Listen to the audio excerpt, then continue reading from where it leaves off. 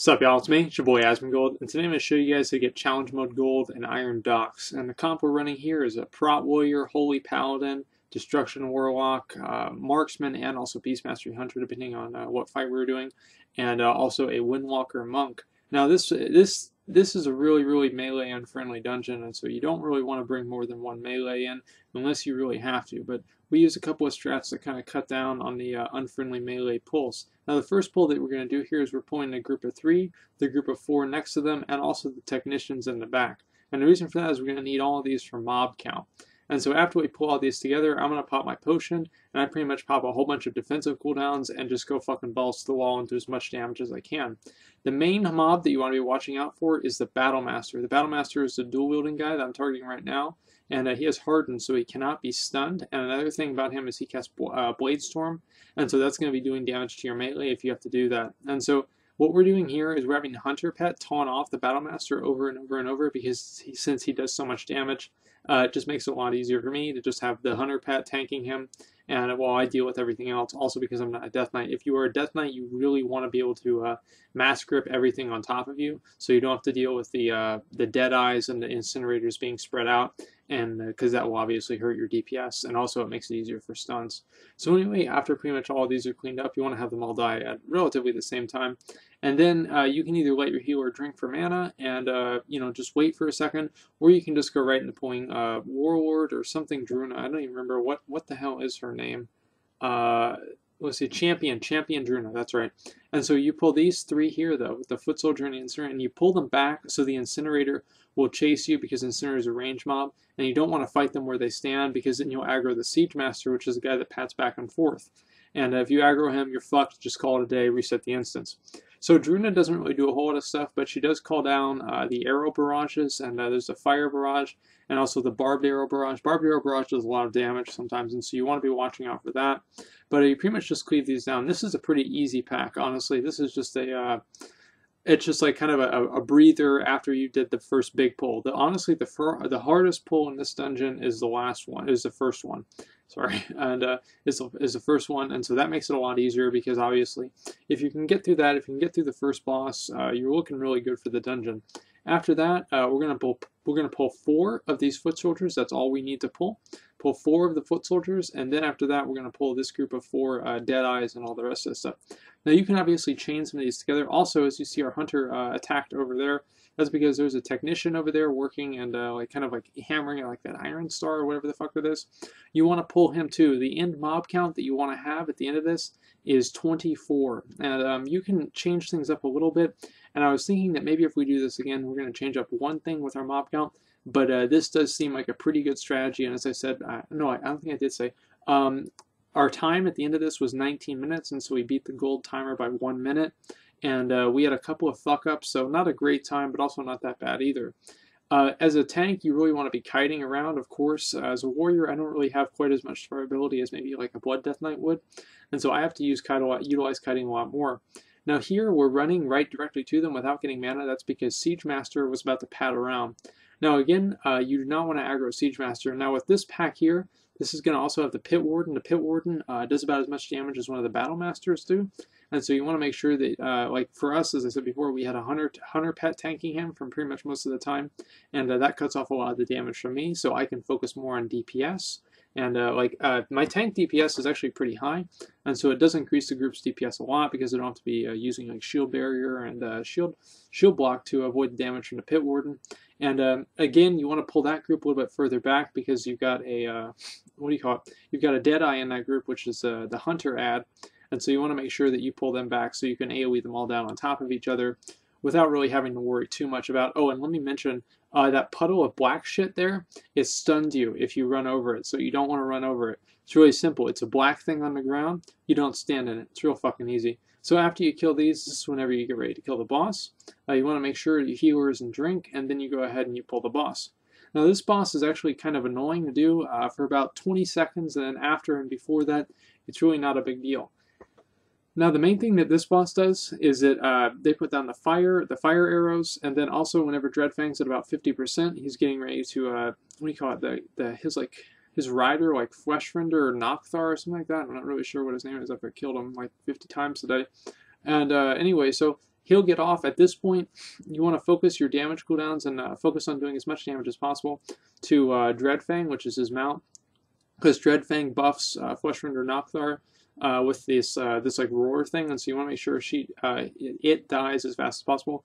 Also, do not attack the boss while Reckless Provocation is up. The reason I can attack the boss while Reckless Provocation is up is because I have Berserker Rage. You can also bop somebody and allow them to attack through it, if that's possible as a caster, because Reckless Provocation, the fear, is a physical fear, and so that is possible. After this, you want to make sure that you don't die to fire, and also you want to make sure that you're kind of moving around the room, and nobody's standing on top of each other for Barbed Arrow Barrage. And at this point, it's just like, it's a target dummy. Like, it's so easy. You just don't stand in the fire occasionally, and that's it. Like, as you can see, I'm taking pretty much no damage.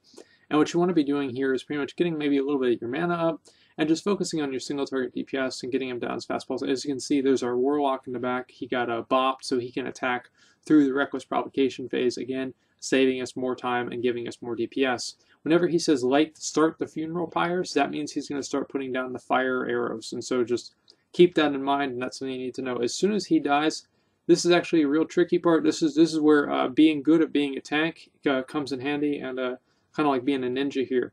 What you do is you pull these two Ogron, make sure you don't have any hots on yourself or anything like that that'll get aggro from other people, and you pull those two, and then somebody's going to get in the first Iron Star. You're going to use these Iron Stars very tactically, okay? And so first Iron Star, they get in the first Iron Star, and then they roll it down there, and they're going to kill the two Ogron. And see, we had this happen. Like, man, like, we would have gotten Realm Best, like, for sure, but we had like 5 people die in this dungeon. And so, as I said, like, this dungeon is really not that hard. You just have to have everything like pretty much under control. I ran back here to make sure that I got a heal from sheep, and so I don't think I would have needed it, but I'm not really sure. Either way, so then you're going to run down, and you don't use all the Iron Stars. You leave one up. That's because you're going to come back here and you're going to pull the adds from from the back here. You're going to pull them towards you, and then you're going to run them over with the Iron Star and make one of the most difficult pulls in this dungeon one of the easiest pulls. So what you do here is you pull this group of 3 deckhands, and then you also pull the Orgron guys with the Chainmaster. And what you're going to do here is you've got to be really fucking sneaky. Like, you've got to be so sneaky. And the reason for that is that if you're not, obviously they'll kill you, they can dismount you, all kinds of bad stuff can happen. So then you run them right down this line. You have to make sure you tag them for the mob count. And what I did is I put down a Ravager too, and so that's going to hit all of them and run by for at least 10 seconds. And so we're just pretty much running away from them. And whenever we figure that all of them are around the corner, we roll the Iron Stars. As you can see, we get 32 enemies. Now this was another fuck up that we had, and we had a bunch of these guys die, or not die, and so we had to kill them. So this is pretty much fuck up number 2. And as I said before, we beat this by over a minute, so it's not really that hard. The Chainmaster puts like those rotating like things that you're not supposed to stand in. I'm assuming they're like somehow like chain things, and they're like rotating spike things. Anyway, so they're dead, and you pretty much then you mount up, and as you're gonna see, like Skullock is gonna be like bombarding one of 2 sides of the gauntlet here.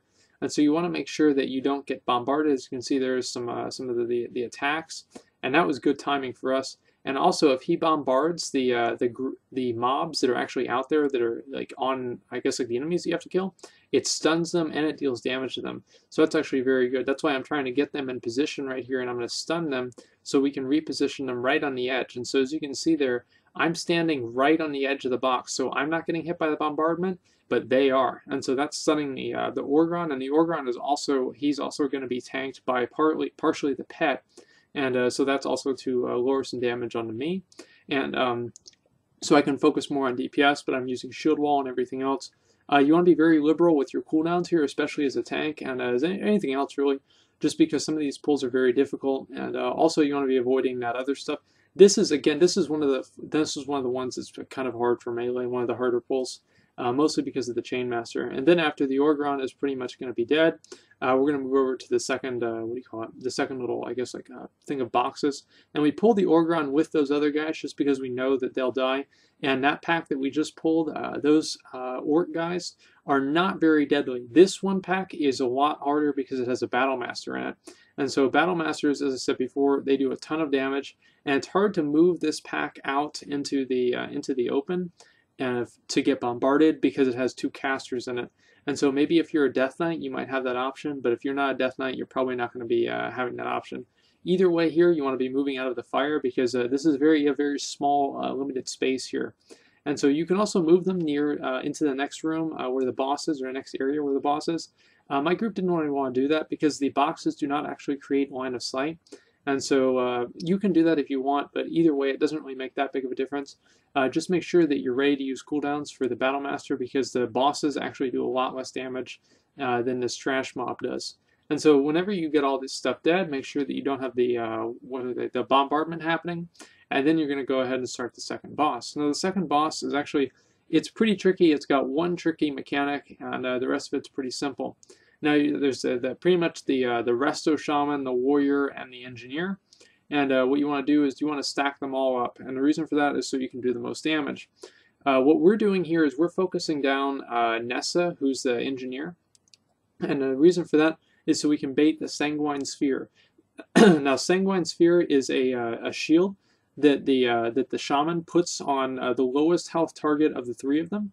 And what that's going to do is it's going to absorb 360,000 damage, and if it absorbs more than that, if it breaks the shield, it heals pretty much the mob for full health, and you've pretty much fucked the entire challenge mode. And so there's Sanguine Sphere. Whenever Sanguine Sphere is out, you want to stop all of your AoE damage, and what we're doing is we're rotating between a Neri, who's the Resto Shaman, and also through to Nessa, like back and forth. Also, you want to watch out for Makog, who's the Warrior. You want to watch out for his, like, he does like a whirlwind charge thing, like a flaming whirlwind charge. Make sure you're not standing near him while he does that. And he also does, like, he, like, puts down his sword, and yeah, here's flaming charge right here. That, it hits me, it hits you pretty much all the time. And also, Nessa, as you can see, puts down those traps, and that's kind of a pain in the ass, too. You can interrupt, what do you call it? You can interrupt the Shaman, interrupt the Blood Bolt, but it's really not that much of a damage increase or decrease to do that. And what my Hunter's doing right now is he's going to be pulling the first trash pack of the next boss to us, because Makog is just like, he's basically just a trash mob with a lot of health at this point, but he does a charge, and so it's not like he does nothing, but it's really not that big of a deal. And so with the trash mobs here, these are actually the only two trash mobs we're going to pull on the way over to the cat boss. And the reason for that is we're actually going to do a death march over there. And so the Cleft Hoof doesn't really do much. He does a charge in a specific direction. Do not be standing where he charges, or it does about, I think, 60% of your health.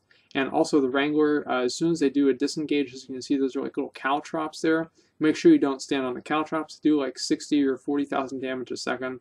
And so it's very important, and they slow you, so you just don't really want to be standing on top of the caltrops. And that's as soon as after they do disengage. If you stun the Wrangler right after she does a disengage, she will not cast the caltrops. Now at this point, what we're going to do is we're going to pretty much go all the way down to the first boss, and I'm going to be going first before anybody else. And this is fuck up number 3, and you'll see what fuck up number 3 is. And I was waiting to get, I think I healed up or something like that, I don't really remember. So we're going to be pulling this pack, and we're going to be pulling all of the different packs all the way to the last, or the third boss, Jesus Christ, to the third boss. And then after we get there, what we're going to do is we're all going to die, and then we're going to get rezzed up, and we're going to ignore all this trash. Now, at this point, we want to have all 44 enemies, and the 2 enemies that we pulled were 43 and 44. And so again, that's pretty much the end of your mob count. And as long as you made sure that you tagged the mobs during the gauntlet, as you can see, the other fuck up that we have here is that Frost died in the middle of that, our Windwalker. And so we're going to have to summon him. Like, if we didn't have a Warlock, we would have had to reset this. And so that wasted like probably 20 seconds. And so, as I said before, like, we had a huge amount of fuck ups. We probably could have done this in 18 minutes easily. But because of the amount of mistakes that we had, it was like, it just didn't work out, right? And so anyway, then after that, you put a soul stone, or you battle res, you do something like that. Your healer, so then whenever he dies, you can take the res after the mobs reset, and then your healer starts resing everybody else up. And I'm trying to use my my little engineering, what is it, like little goblin gnomish army knife. Didn't work though. And so anyway, Pyro's putting down a stone, and so we're going to go ahead and summon in Frost, our Windwalker, and then we're going to pull the boss. Now this boss and Skulllock are honestly really not that hard. They're pretty easy to do. like we've never wiped to the cat boss. Okay, we've never wiped to the cat boss. We've never had anybody. Well, we have had somebody die to the cat boss. We had that happen actually fucking twice. But either way, and so as soon as you pull the cat boss, cat's really going to do 3 different things that are important for. First thing, he's going to do a jump back, and he's going to do like a charge forward. And you don't want to be standing in front of him for this because it does like 100,000 damage each time he does that little slash. As you can see, he's a cat, so he's doing a lot of fast slashes. Also, he's got 2 cages. First cage is always going to be wolves, and the second cage is always going to be a Rylak. Stun and DPS down the wolves as fast as soon as they spawn, so they don't even move. It's not even a big deal. That's the best way to handle it. If not, you want to kind of like spread them out if they're doing too much damage because they buff each other whenever they're next to each other. But other than that, the wolves are pretty much like a non-issue. He also does what's called feeding time, and that's whenever he jumps on top of somebody and you have to damage him for a percentage of his health until he like kind of lets that person go. It stuns the person and does damage to them. You can bop this. You can bop this, as you can see. Went on Pyro and he got bopped. No big deal, right? The Rylak is CCable, and so the best thing to do here is to just CC it, right? And so what we did here is, since we have a monk, we had a paralysis, and we also could have done, I don't think the Hunter Trap worked on it, but you can do Intimidating Shout and a ton of other stuff too. Just make sure that nobody else damages it. And so, as you can see, there's paralysis, went off, and yep, there it is, just sitting there, not doing anything. And after the boss dies, they despawn, so it's not really a big deal. Boss is pretty close to dead. The way we used Heroism, by the way, is we used it for the second boss, and then because we died in the meantime, in between the second and the fourth boss, we're also going to be using it on Skullak for the fourth boss. I don't know if, depending on like how your timing works out, you could maybe do it for the first pull, and then you'd have it up for the second boss. But I'm not entirely sure how that would work.